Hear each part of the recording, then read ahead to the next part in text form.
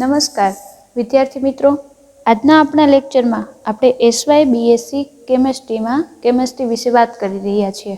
તો એની અંદર આપણે આજે ઇન્ડક્ટિવ ઇફેક્ટ વિશે વાત કરી રહીશું. તો ઇન્ડક્ટિવ ઇફેક્ટની તમને અહીંયા ડેફિનેશન આપેલી છે કે સિમ્પલી તમે ઇન્ડક્ટિવ ઇફેક્ટ છે તે કોને કહેશો. તો એમાં માત્ર તમારે એટલું જ યાદ રાખવાનું છે કે અનઇક્વલ શેરિંગ ઓફ ઇલેક્ટ્રોન, કે ઇલેક્ટ્રોનનું જે અનઇક્વલ શેરિંગ થાય છે, એટલે કે જે પણ કમ્પાઉન્ડને મન થશે એ શું કરશે, પોતાની આખી ઇલેક્ટ્રોન પેડનું ડોનેશન કરશે અથવા આખી ઇલેક્ટ્રોન પેડ છે એને એક્સેપ્ટ કરવાનું કામ કરે છે. અને શું બનશે, પોતે પરમનન્ટ ડાયપોલ. પરમનન્ટ ડાયપોલ એટલે એક પોઝિટિવ ચાર્જ અને એક નેગેટિવ ચાર્જ છે તે પ્રેઝન્સ હોય, એને આપણે ડાયપોલ કહીએ છીએ. કે અનઇક્વલ ઇલેક્ટ્રોન છે એનું શેરિંગ કરીને જે ડાયપોલ પરમનન્ટ ડાયપોલ બનવાની પ્રક્રિયા છે એને જ આપણે શું કહીશું, ઇન્ડક્ટિવ ઇફેક્ટ. તો હવે ઇન્ડક્ટિવ ઇફેક્ટમાં આપણે સમજીએ કે તમને ખ્યાલ હશે, તમે જોયેલો હશે કોવેલેન્ટ બોન્ડ. તો કોવેલેન્ટ બોન્ડ તમે કેને કહેશો, જ્યારે બે કમ્પાઉન્ડ છે એની પાસે, ધારો કે હાઇડ્રોજન છે, તો હાઇડ્રોજનની પાસે એક ઇલેક્ટ્રોન છે, આ હાઇડ્રોજનની પાસે એક ઇલેક્ટ્રોન છે.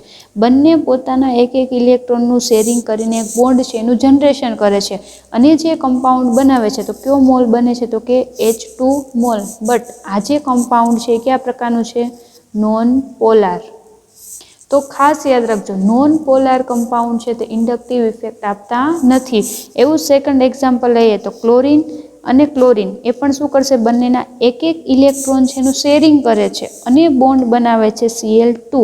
આને પણ શું કહેશું આપણે, કોવેલેન્ટ બોન્ડ. કે પોતપોતાના જે એક એક ઇલેક્ટ્રોન છે એનું શેરિંગ કરે છે, બંને જોડાઈને જે કાર્ય કરીને બોન્ડ બનાવે છે એને તમે કોવેલેન્ટ બોન્ડ કહો છો. બટ ઇન્ડક્ટિવ ઇફેક્ટમાં શું થાય છે, પોલાર કમ્પાઉન્ડની વાત થાય છે. પોલાર કમ્પાઉન્ડ એટલે જેની પાસે ડેલ્ટા પોઝિટિવ અને ડેલ્ટા નેગેટિવ ચાર્જ હોય અને પરમનન્ટ આ જે ડાયપોલ કમ્પાઉન્ડ બને છે એને આપણે શું કહીએ છીએ, ઇન્ડક્ટિવ ઇફેક્ટ અથવા પોલાર કમ્પાઉન્ડ છે તે કહીએ છીએ. તો પોલાર કમ્પાઉન્ડનું આપણે સિમ્પલ એક્ઝામ્પલ લઈએ તો HCl. તો H પોતે પોઝિટિવ ચાર્જ છે, ક્લોરિન પોતે નેગેટિવ ચાર્જ છે. આને તમે પોલાર કમ્પાઉન્ડ છે કહી શકો છો. તો તમને ખ્યાલ છે હાઇડ્રોજન કરતાં ક્લોરિન છે એની ઇલેક્ટ્રોનેગેટિવિટી, વિદ્યુત ઋણતા વધારે હોય છે.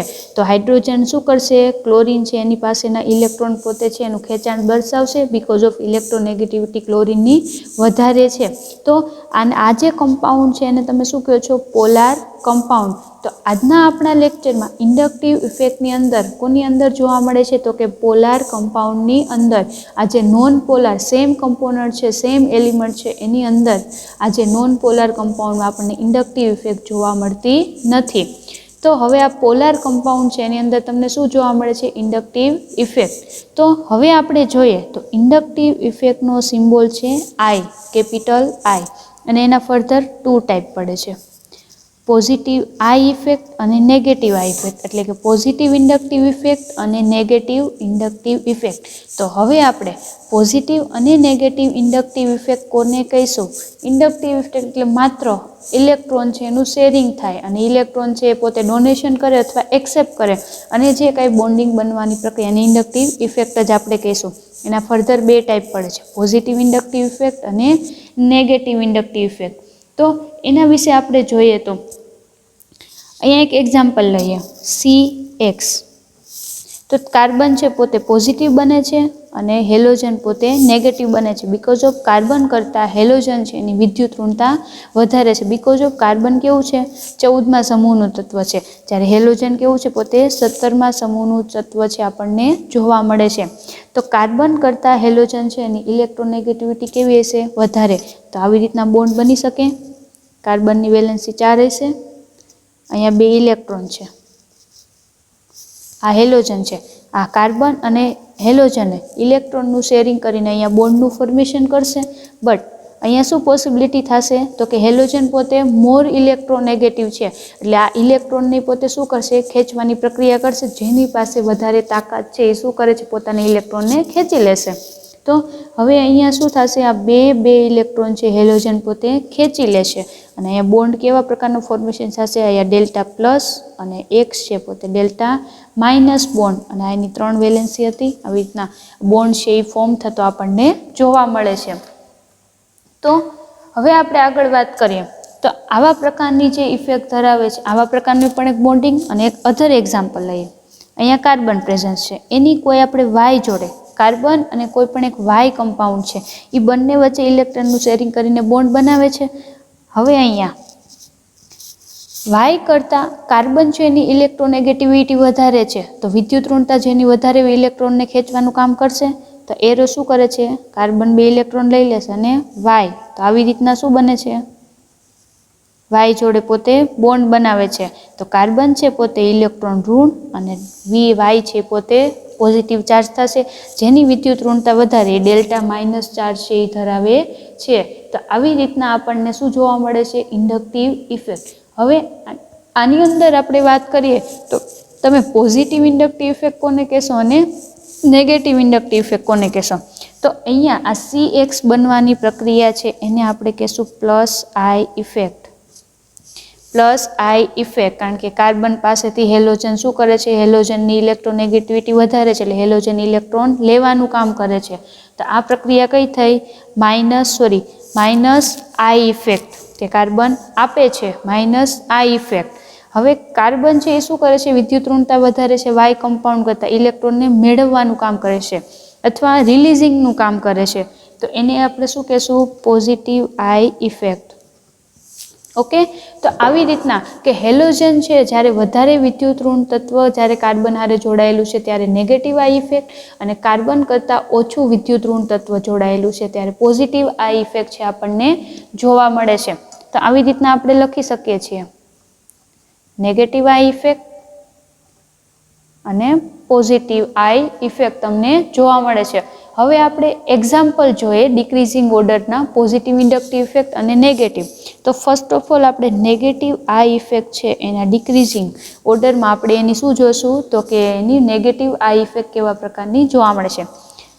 તો NO2 છે એની માં નેગેટિવ આઈ ઇફેક્ટ છે એ જોવા મળે છે.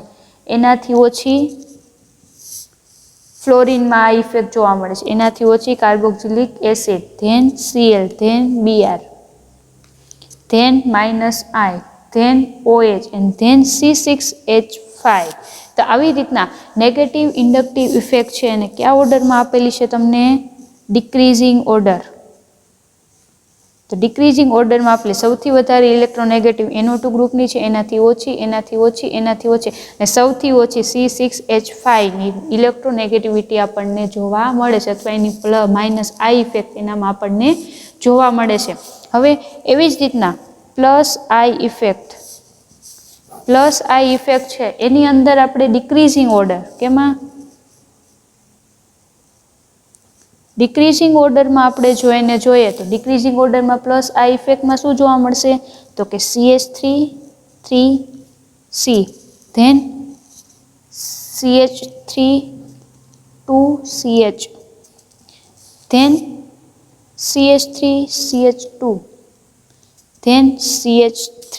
તો અહીંયા જોઈ શકો છો આ ટર્શરી કાર્બન છે, જ્યારે આ સેકન્ડરી કાર્બન છે, જ્યારે આ પ્રાઇમરી કાર્બન છે, અને આ સિમ્પલ આપણું મિથેન ગ્રુપ છે આપણને આપેલું છે, RCH3 આપણને આપેલું છે. તો તમે જોઈ શકો છો પોઝિટિવ ઇન્ડક્ટિવ ઇફેક્ટ સૌથી વધારે કોની હશે, ટર્શરી કાર્બનની. ખાસ યાદ રાખજો, પોઝિટિવ ઇન્ડક્ટિવ ઇફેક્ટ સૌથી વધારે ટર્શરી કાર્બનની છે, એનાથી ઓછી તમે જોઈ શકો છો સેકન્ડરી કાર્બનની છે, અને એનાથી ઓછી તમે જોઈ શકો છો પ્રાઇમરી કાર્બનની એનર્જી તમને પોઝિટિવ ઇન્ડક્ટિવ ઇફેક્ટ સૌથી ઓછી જોવા મળે છે. શા માટે? કારણ કે અહીંયા આ કાર્બન તમને આપેલો છે એની જોડે 3 મિથાઇલ ગ્રુપ જોડાયેલા છે, એની ઇલેક્ટ્રોન રિલીઝિંગ કરવાની કેપેસિટી સૌથી વધારે છે, એટલે આ સૌથી વધારે માઇનસ ચાર્જ છે બનવાની પ્રક્રિયા ધરાવે છે. એટલા જ માટે ટર્શરી કાર્બન છે એ શું હશે, પોતે આ જે ગ્રુપ છે એ શું કરે છે, આને ઇલેક્ટ્રોન આપવાનું કામ કરે છે. એટલા માટે આ શું થશે, પોતે ઇલેક્ટ્રોન રિલીઝિંગની કેપેસિટી મિથાઇલ ગ્રુપ પાસે સૌથી વધારે છે, તો આની પાસે 3 મિથાઇલ ગ્રુપ છે, તો ટર્શરી કાર્બન છે એ સૌથી પોઝિટિવ ઇન્ડક્ટિવ ઇફેક્ટ વધારે, એનાથી ઓછી સેકન્ડરી, એનાથી ઓછી પ્રાઇમરી ઇન્ડક્ટિવ ઇફેક્ટ છે એ ધરાવે છે. ધેન ઇન્ડક્ટિવ ઇફેક્ટ આપણે કોને કહીએ એના વિશે ક્લિયર કર્યા બાદ હવે આપણે શું જોશું કે ઇન્ડક્ટિવ ઇફેક્ટમાં જે વધારે વિદ્યુત ઋણ છે એ કાર્બન પાસેથી ઇલેક્ટ્રોન એક્સેપ્ટ કરવાનું કામ કરે છે, એને આપણે શું કહેશું, તો કે નેગેટિવ ઇન્ડક્ટિવ ઇફેક્ટને. કાર્બન કરતાં ઓછી ઇલેક્ટ્રોનેગેટિવ વાળું કમ્પાઉન્ડ એની જોડે બાઇન્ડ થશે તો એને આપણે પોઝિટિવ ઇન્ડક્ટિવ ઇફેક્ટ છે એવું કહીએ છીએ. તો હવે ઇન્ડક્ટિવ ઇફેક્ટ છે એની આપણે એપ્લિકેશન જોવાની છે કે એની મેઇનલી એપ્લિકેશન ઇન્ડક્ટિવ ઇફેક્ટ છે એનો યુઝ શેના માટે થાય છે, એની એપ્લિકેશન શું. તો ફર્સ્ટ એની એપ્લિકેશન જોઈએ તો ઇફેક્ટ ઓન બોન્ડ લેન્થ.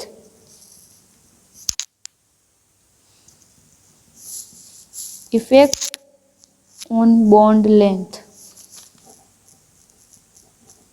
તો બોન્ડ લેન્થ પર ઇલેક્ટ્રો ઇન્ડક્ટિવ ઇફેક્ટ છે એની અસર શું જોવા મળે છે એના વિશે આપણે જોઈએ. તો ખાસ યાદ રાખજો કે જેમ જેમ બોન્ડ લેન્થ ડિક્રીઝ થશે, એટલે કે બે બોન્ડ છે, ધારો કે કાર્બન અને ફ્લોરિન, જો બંને વચ્ચેનું બોન્ડ લેન્થ ઓછી છે તો ખાસ યાદ રાખજો જેમ બોન્ડ લેન્થ ઓછી એમ એની ઇન્ડક્ટિવ ઇફેક્ટ કેવી થશે, વધારે થશે. જે બંને વચ્ચેનો ડિસ્ટન્સ જેમ ઓછો એમ ઇન્ડક્ટિવ ઇફેક્ટ છે એ વધારે આપણને જોવા મળશે. જેમ કે આપણે વાત કરીએ આલ્કાઇલ હેલાઇડની, તો આલ્કાઇલ હેલાઇડ તરીકે લઈ શકો છો તમે મિથાઇલ આયોડાઇડ.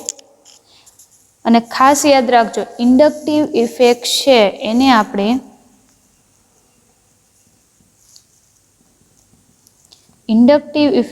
આપણે એરાના સિમ્બોલ દ્વારા દર્શાવીએ છીએ. જે પણ ઇલેક્ટ્રોન પેરને એક્સેપ્ટ કરતો હશે એની સાઈડ આપણે એરો છે એ દર્શાવીએ છીએ. તો અહીંયા શું આવશે, આની ઇલેક્ટ્રોનેગેટિવ વધારે આઈ સાઈડ એરો આવે છે. એવી જ રીતના મિથાઇલ બ્રોમાઇડ, એવી જ રીતના CH3Cl, એવી જ રીતના CH3 fluorine, methyl iodide, methyl bromide, methyl chloride અને મિથાઇલ ફ્લોરાઇડ. તો આપણે હમણાં જ જોયું શું કહી શકીએ છીએ કે બોન્ડ લેન્થ, ખાસ યાદ રાખજો bond length decrease, bond length જેમ ડિક્રીઝ થશે એમ ઇન્ડક્ટિવ ઇફેક્ટ ઇન્ક્રીઝ,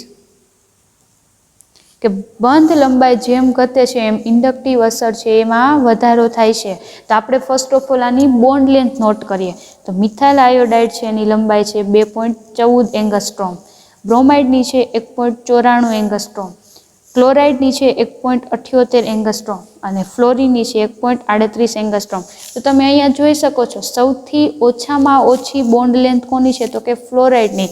તો સૌથી વધારે ઇલેક્ટ્રોનેગેટિવિટી તમને ફ્લોરાઇડની જોવા મળશે.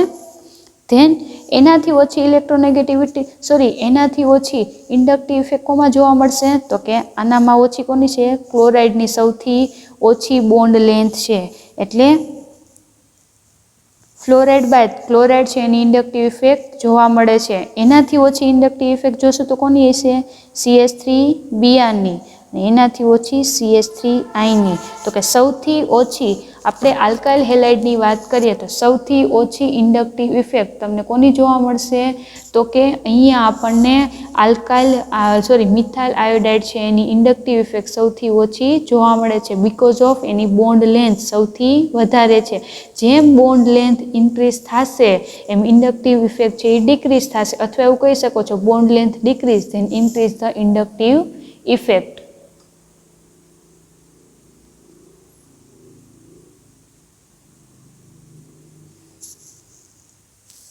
ધેન બોન્ડ લેન્થની ઇફેક્ટ બાદ આપણે સેકન્ડ ઇફેક્ટ જોઈએ તો effect of dipole moment.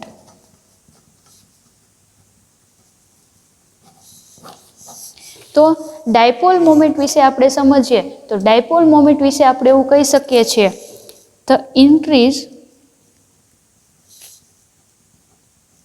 Dipole moment, કે ડાયપોલ મોમેન્ટ જેમ જેમ ઇન્ક્રીઝ થશે એમ ઇન્ડક્ટિવ ઇફેક્ટ ઓલ્સો ઇન્ક્રીઝ, કે ઇન્ડક્ટિવ ઇફેક્ટ પણ ઇન્ક્રીઝ થાય છે.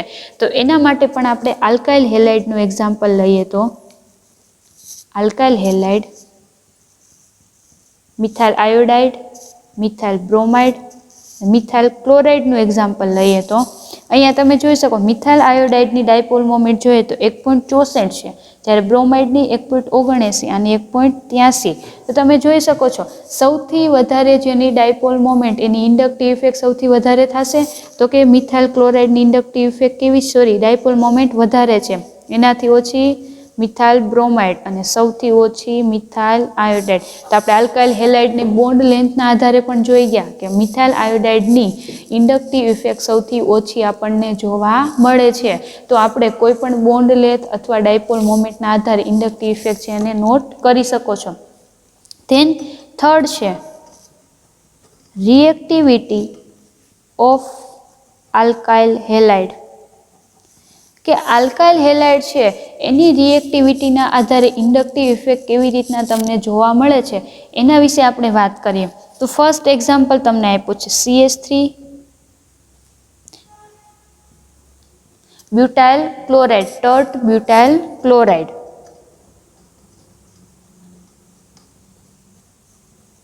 ટર્ટ બ્યુટાઇલ ક્લોરાઇડ. સેકન્ડ એક્ઝામ્પલ તમને આપ્યું છે, જે એરાની તમને સાઇન બતાવેલી છે એનો મતલબ એવો થશે કે એ ઇલેક્ટ્રોન છે એ કોને આપે છે, સામેવાળા ગ્રુપ છે એને આપવાનું કામ કરે છે.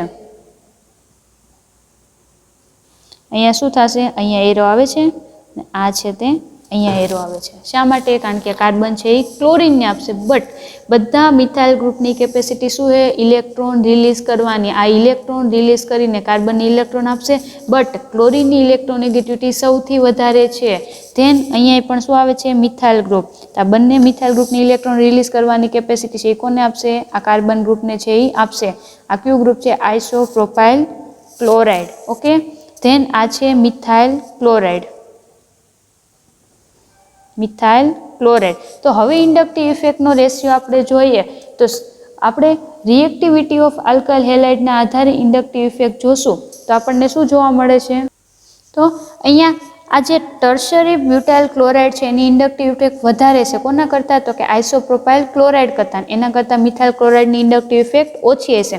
હવે અહીંયા આપણે જોઈએ તો શું જોવા મળે છે, આ ત્રણ મિથાઇલ ગ્રુપ છે શું કરે છે, કાર્બનને પોતાના ઇલેક્ટ્રોન આપે છે. એટલે કે ઇલેક્ટ્રોન રિલીઝ કરવાનું કામ છે કોણ કરે છે, મિથાઇલ ગ્રુપ કરે છે. અને એ ક્લોરીનને ઇલેક્ટ્રોન આપે છે. તો આ જે કાર્બન છે પોતે એટલો સ્ટ્રોંગ છે કે આ જે ક્લોરીન છે એને ઇઝીલી પોતે રિપ્લેસ કરવાની કેપેસિટી ધરાવે છે. ધેન આઇસોપ્રોપાઇલ ગ્રુપ એવું કરી શકતું નથી. શા માટે? એની પાસે ઇનફ મિથાઇલ ગ્રુપ પ્રેઝન્સ જોવા મળતા નથી. તો આલ્કાઇલ હેલાઇડ છે એ પણ છે ઇન્ડક્ટિવ ઇફેક્ટને આપણે દર્શાવી શકીએ છીએ. ધેન આપણો ફોર્થ ટોપિક આવે છે એપ્લિકેશનમાં સ્ટ્રેન્થ ઓફ કાર્બોક્સિલિક એસિડ.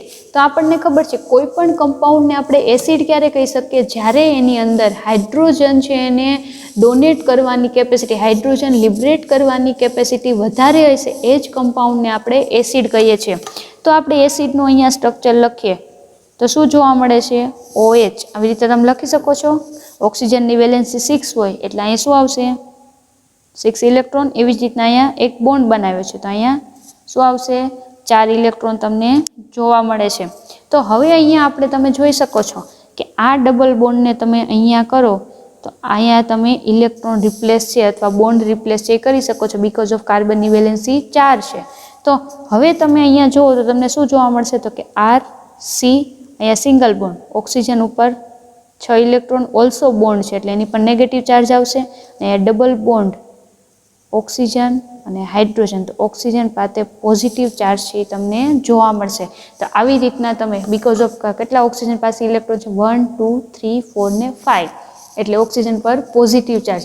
તો આવી રીતના કમ્પાઉન્ડ છે એ આપણને જોવા મળે છે. તો આવી જો તમને બોન્ડ જોવા મળે તેનો મતલબ શું થશે, તો કે કાર્બોક્સિલિક એસિડ છે અહીંયા એમાંથી શું મળશે તમને, RCOO માઇનસ અને H પ્લસ છે તમે આસાનીથી દૂર કરી શકો છો. એટલે કાર્બોક્સિલિક એસિડને આપણે સ્ટ્રોંગ એસિડ છે એવું આપણે કહી શકીએ છીએ. તો હવે કાર્બોક્સિલિક એસિડ છે એમાં તમને જે એનાયન જોવા મળે છે, આ જે OH ગ્રુપ છે એ શું કરે છે, પોઝિટિવ આ ઇફેક્ટ છે આપણને એમાં જોવા મળે છે અને H પ્લસ છે એને તમે રિમૂવ કરો છો. ધેન અહીંયા જે આપણને ગ્રુપ જોવા મળે છે RCOO માઇનસ, તો એ કાંઈ ડબલ બોન્ડ હોઈ શકે છે. એવી જ રીતના એનું રેઝોનેટિંગ સ્ટ્રક્ચર બીજું પણ મળે છે, ઓક્સિજન માઇનસ અને અહીંયા ડબલ બોન્ડ જોવા મળે છે. અને આ બેનું કમ્બાઇન્ડ સ્ટ્રક્ચર આપણે લખીએ તો શું થશે, તો કે RC ડેશ ડેશ આપણે ઓક્સિજન બોન્ડ કરીએ અને અહીંયા પણ dash dash oxygen, double bond ક્યાંય પણ પોસિબલ છે તે હોઈ શકે છે. અને ચાર્જ કેવો હોય છે, એની પાસે નેગેટિવ ચાર્જ છે એ જોવા મળે છે. હવે આપણે આગળ વાત કરીએ તો આ એસિડ છે એને તો આપણે એઝ એસિડ તરીકે જ લઈએ છીએ. હવે આ કોઈ પણ એસિડ હારે જ્યારે હેલોજન છે એ બાઇન્ડ થાય છે, ધારો કે acetic acid chloride, chloro acetic acid, અને સિંગલ એક એક્ઝામ્પલ લઈએ CH3COOH એસિટિક એસિડ, અને આ છે તમારું ક્લોરો એસિટિક એસિડ, આ છે એસિટિક એસિડ. તો હવે આ બંનેનું આપણે એક્ઝામ્પલ લઈએ તો આપણે વાત કરીએ કે કોણ મોર એસિડિક છે. તો ખાસ યાદ રાખજો, જ્યારે પણ એસિડ હારે હેલાઇડ ગ્રુપ જોડાયેલું છે ત્યારે એ એસિડ છે પોતે મોર એસિડિક સાબિત થાય છે. તો મોર એસિડિટીના ફોર્મમાં આપણે જોઈએ તો એસિડ ક્લોરો એસિટિક એસિડ છે પોતે મોર એસિડિક છે, અને જ્યારે એસિડિક એસિડ છે એ ઓછું એસિડિક છે. શા માટે? બીકોઝ ઓફ ક્લોરિનની ઇલેક્ટ્રોનેગેટિવિટી હાયર હોવાથી એની એસિડિટીમાં પણ શું થાય છે? વધારો થતો આપણને જોવા મળે છે. અને બીજું, એસિડિક કોઈ પણ કમ્પાઉન્ડ એસિડિક છે બેઝિક, એની pKa વેલ્યુ પર આધાર રાખે છે. જેમ pKa વેલ્યુ છે ડિક્રીઝ થતી જશે એમ શું ઇન્ક્રીઝ થશે? Increase strong acid.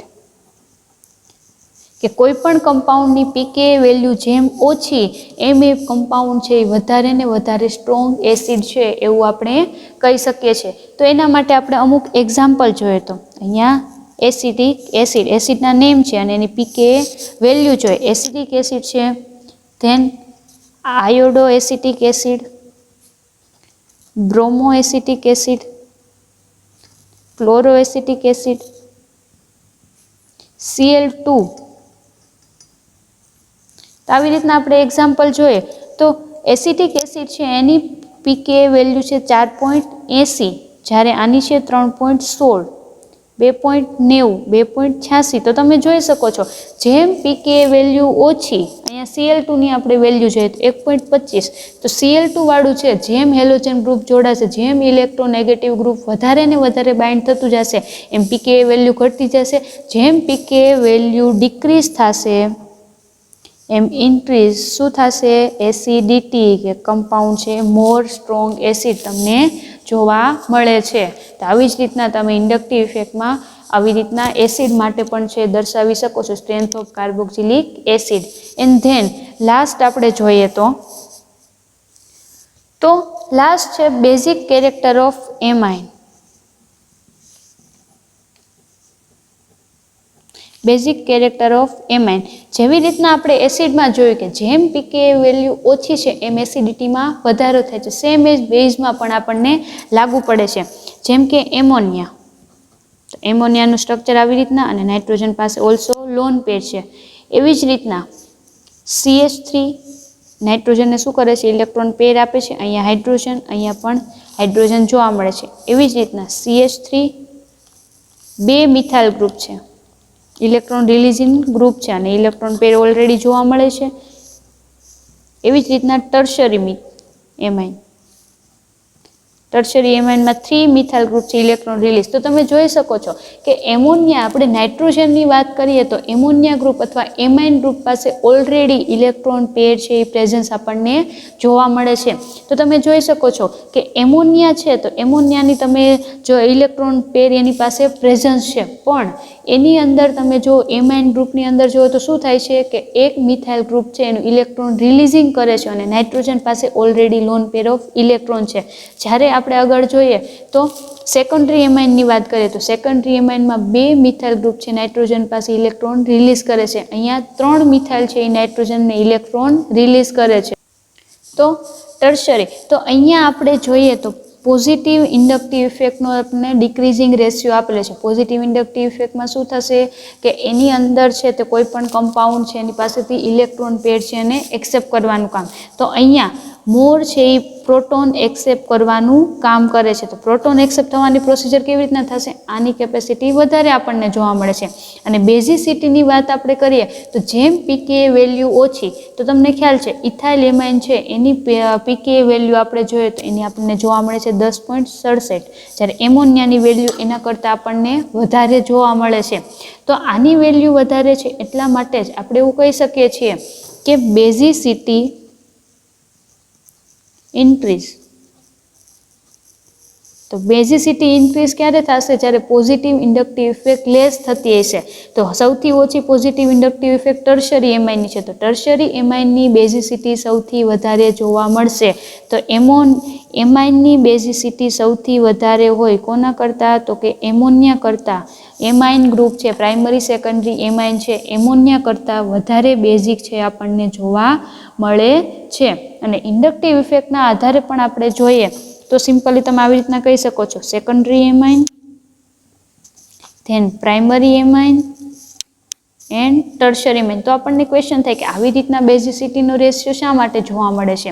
તો કે ટર્શરી એમાઇનને લાસ્ટ બીકોઝ ઓફ એની અંદર આપણને સ્ટીયરિક હિન્ડ્રન્સ ઇફેક્ટ છે તે જોવા મળે છે. સ્ટીયરિક હિન્ડ્રન્સ ઇફેક્ટ કોને કહેશું? કે એકબીજા મોર છે તે ગ્રુપ છે, વધારે મોલિક્યુલર વેઇટવાળું કમ્પાઉન્ડ હોય તો એને જે એની ઇફેક્ટ જે જોવા મળે છે બીજા કમ્પાઉન્ડ ઉપર, એને શું કહે છે? સ્ટીયરિક હિન્ડ્રન્સ ઇફેક્ટ. આવી રીતના પણ બેઝિસિટીનો રેશિયો છે આપણને જોવા મળે છે.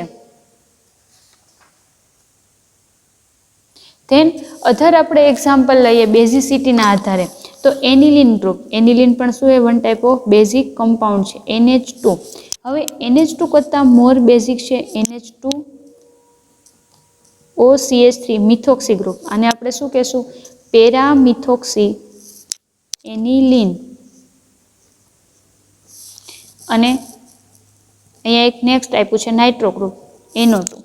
આને કહેશું આપણે પેરાનાઇટ્રો એનિલિન. તો અહીંયા આપણને બેઝિસિટીનો રેશિયો આપ્યો છે કે પેરામિથોક્સી એનિલિન વધારે બેઝિક છે, એના કરતાં એનિલિન બેઝિક છે, એના સૌથી ઓછું છે તે પેરાનાઇટ્રો એનિલિન બેઝિક છે. તો હવે આપણે એનું રીઝન જોઈએ કે શા માટે એવું આપણને જોવા મળે છે. તો તમે જોઈ શકો છો કે NO2 છે પોતે શું કરે છે? કાર્બન કરતાં ઇલેક્ટ્રોન પોતે માઇનસ આ ઇફેક્ટ ધરાવે છે. પોતે માઇનસ આ ઇફેક્ટ ધરાવતાનો લીધે પોતે ઇલેક્ટ્રોન એક્સેપ્ટ કરવાનું કામ કરે છે, એટલે આની બેઝિસિટીમાં ઘટાડો થાય છે. એવી જ રીતના મિથાઇલ ગ્રુપ છે. તો મિથાઇલ ગ્રુપ પોતે શું કરે છે? ઇલેક્ટ્રોન રિલીઝ કરવાનું કામ કરે છે, એટલા માટે જ ઇલેક્ટ્રોન પોતે દેવાનું કામ કરે છે. એટલે આની બેઝિસિટીમાં શું આપણને જોવા મળે છે? વધારો થતો છે તે જોવા મળે છે. એટલા જ માટે પેરામિથોક્સી એનિલિન પોતે મોર બેઝિક છે, જ્યારે પેરાનાઇટ્રો એનિલિન છે એ લેસ બેઝિક આપણને જોવા મળે છે. તો આવી રીતના ઇન્ડક્ટિવ ઇફેક્ટ, પોઝિટિવ અને નેગેટિવ ઇન્ડક્ટિવ ઇફેક્ટ તમે ઘણા બોન્ડ લેન્થને એના આધારે તમે દર્શાવી શકો છો. હવે એના બાદ આપણે મેઝોમેરિક ઇફેક્ટ છે તેના વિશે જોઈશું.